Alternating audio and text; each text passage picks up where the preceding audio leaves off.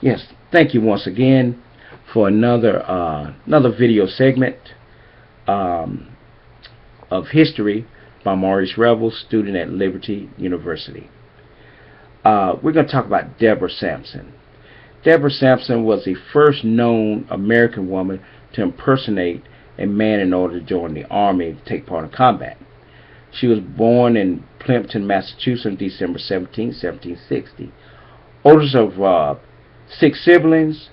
Um, she didn't have much money as a child. Father abandoned him and went out to sea. Her mother's in poor health and end up um, splitting the kids up with various neighbors and relatives. At the When she was 8 to 10 years old, she became an indentured servant in the household of Jeremiah Thomas, Middleborough.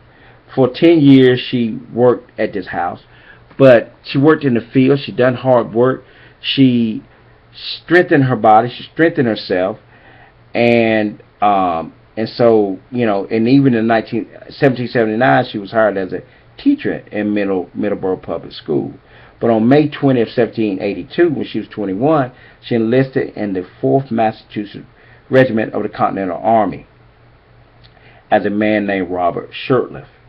So she bound her breast and to make her look like a woman. But one of the historical things about that is, you know, she had to be in such great physical condition that none of the other men noticed that.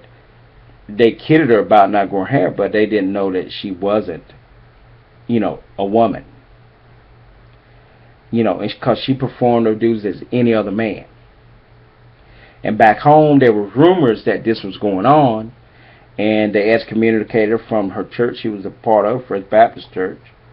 You know, and um, and as this went along, Sampson was sent with her regiment to West Point, and what she suffered apparently a wound in her leg near Tarrytown. But she did not go.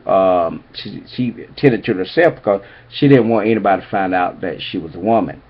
But she later got sick and got a fever and was hospitalized, and that's when the physician found out that she was indeed a woman. But he made arrangements to get her honorably discharged, and she was honorably discharged from the Army on October 25th, 1783. Deborah Sampson returned home, married a man named Benjamin Gannett, had 3 children, and she taught at a public school. And after 9 years, she was discharged for 9 years. She began to receive a pension from the state of Massachusetts. And after Paul Revere sent a letter in Congress on her behalf in 1804, she started receiving U.S. pension in the amount of $4 per month. Deborah Sampson then went around doing lectures on her experiences, in the military and what she went through. The significance of this is the gender issue of a woman fighting in the military and having to disguise herself to fight for her country. And just paved the way for women today fighting in the military as well. And thank you again for for this segment, and I hope this information is very useful for you. This information was taken in part by several different sources. One was entitled "Distinguished Women of Past and Present." It's a website, biographies.